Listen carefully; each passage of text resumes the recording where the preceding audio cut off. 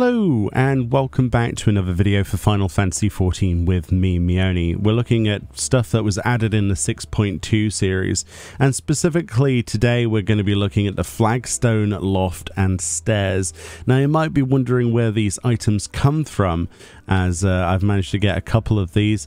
You'll also notice that there is no crafting method for these items, so you might be wondering where exactly are the Flagstone items from.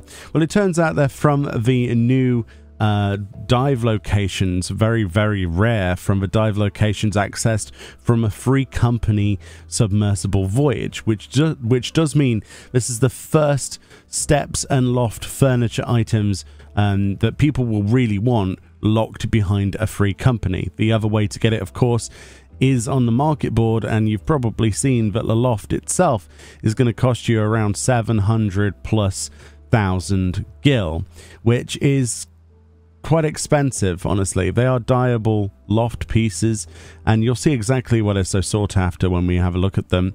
The steps less so, and the reason for this, by the way, they are very really obtainable from some retainer ventures. Again, I'm not sure which retainer venture it was apparently, but I had a look on the internet earlier and somebody said that it came back from a retainer venture. But of course, both the steps and the loft come from the submersible voyages. The only thing I do know is that the person who managed to get a loft was level 94 of their submersible, so it would, you know, it stands to reason that you're going to have a better chance if you max out your submarine and go to the last you know, thing that was added in 6.2. So let's go and have a look at what all the hype's about then with these items. It says, for the steps, it says, where these stone stairs lead is entirely up to you. And the loft flavor text says, this heavy stone platform requires surprisingly little in the way of support. So let's go look at these in the house. Alrighty then, here we are in the basement of my FC's house. So why are these then so sought after, considering we have access to lofts already in the game of varying types? Apart from the rarity of them, let's see what they look like. So, oh my god, they're absolutely beautiful. So we can put them on the partitions here and you'll get a good idea of what they look like.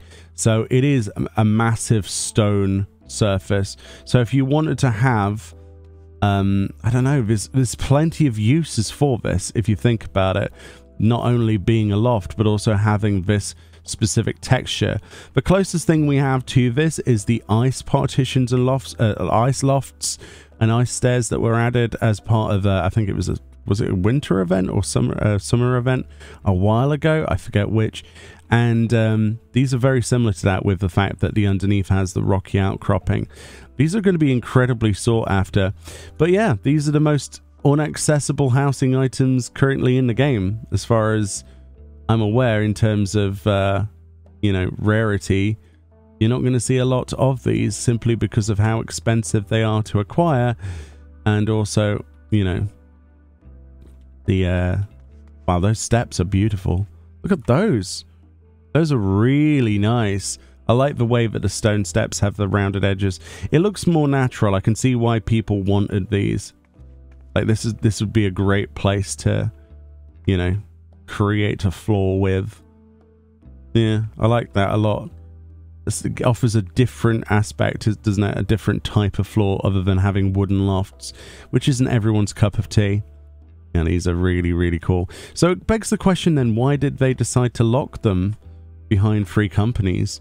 Now, Yoshi P recently on an interview, if I remember correctly, citation needed, did mention the idea in the future that they were talking about making it so that you could essentially have free company workshops in a personal house, right? That was the biggest thing to come out recently, is that they're trying to think about if they can do that. If that is the case, then that would be awesome, and I would highly recommend they do something like that, because locking stuff behind them is always going to annoy people. The very same community that you're trying to impress with these objects, limiting their accessibility to them is probably not going to be the best idea, I think, personally.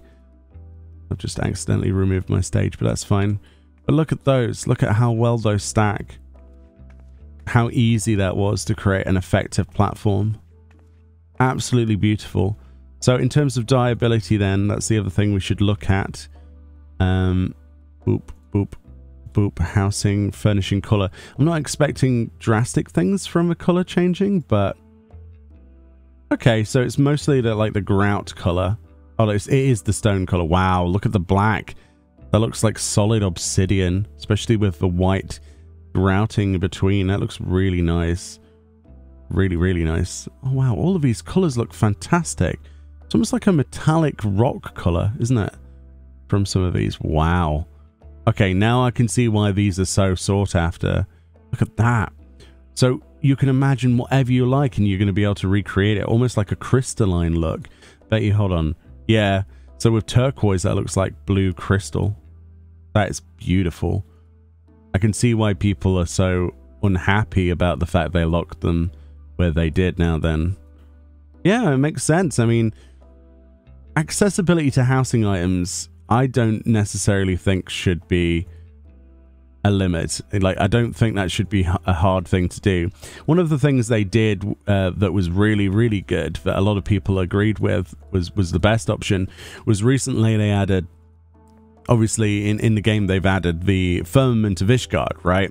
And with Sky Builder scripts. And that is probably the most accessible way of accessing things because it's, you know, you can do that at level 1 onwards. But yeah, I don't really like the idea of having to be in an FC and having access to that to be able to get it legitimately. And if you don't, you have to spend a large amount of gil.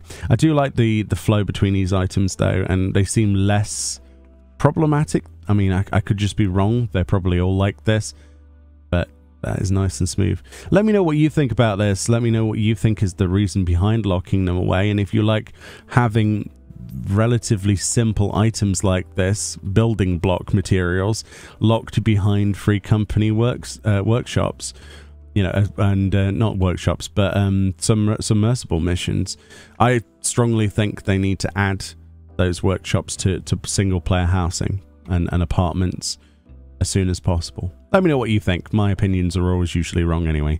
Much love, and I'll see you all next time. Have a good one. What a strange decision. But they are beautiful though, aren't they? Holy moly.